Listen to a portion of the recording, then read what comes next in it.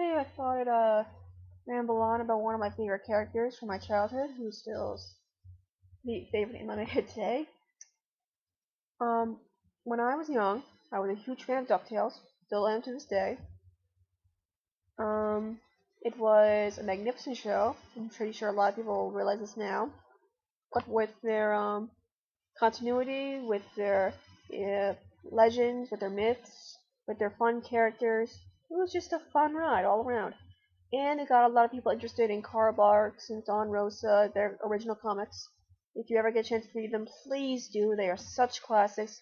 The Life and Times of Scrooge McDuck is really one of the best comic books you will ever read. That being said,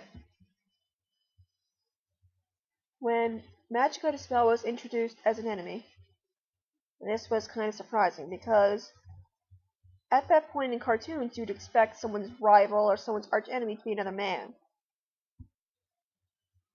And Magica became one of, not exactly his rivals, but I suppose that was Glomgold, but she became one of his biggest enemies, because not only because of magic, but because of her persistence. If you go back in the original comics, as opposed to the cartoons, there are a few differences that are pretty important. Magica DeSpell was actually designed after a famous Italian actress, so she was made to be kind of younger than she looks now. She was a young, pretty Italian sorceress, not Russian for some reason. The cartoon made her that way. But anyway, so not only was this an opposite gender villain, this was someone who's actually younger than Scrooge, which made another great dynamic. And in the comics today, you can still see like an effort to make her younger, especially in the Italian comics. They make her hair longer and wavier. She's a little bit shorter. She's a little bit prettier. But to me, in all honesty, when they began to age Magica up in the comics, and they kind of made her seem older in the cartoons, I thought that was pretty cool, because she was still seen as beautiful, she was still seen as enchanting, and clever, and smart, and it seemed to me like she had some wisdom to her age. Not brilliance, but a bit of wisdom after failing so many times. And in America, we never got her full backstory. We mostly got her present. We knew somehow that she had changed her brother into a raven, my mistake.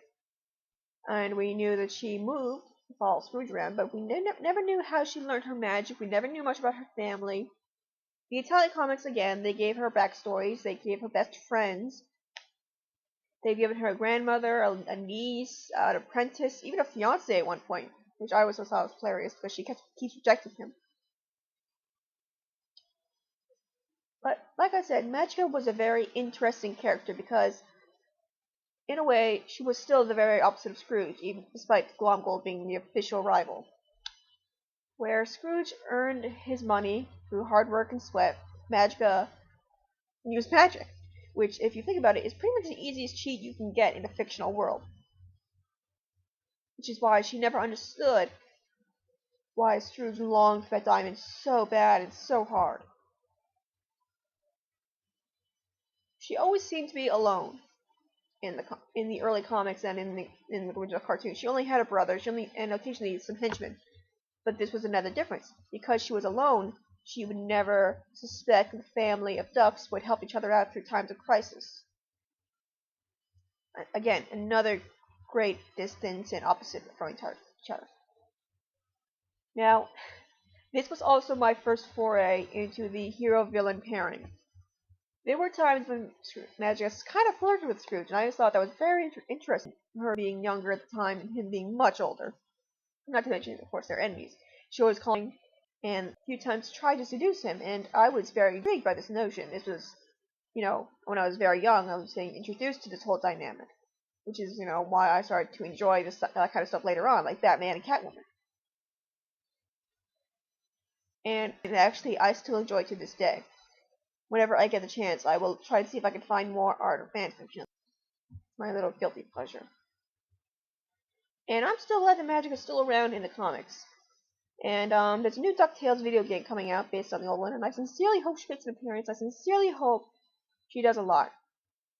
I really hope they don't give her that weird accent again, but beggars can't be choosers. If you ever have the chance, I really recommend, like I said, Carbox, Don Rosa, the original comics where she makes her first appearances.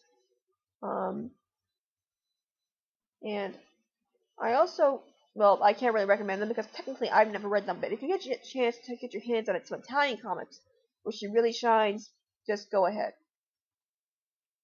I really should go on a ramble about those Italian comics sometimes, because they really have some of the best. I don't understand why we don't, considering we made these characters. But I guess I'm rambling at this point. So, wrap it up.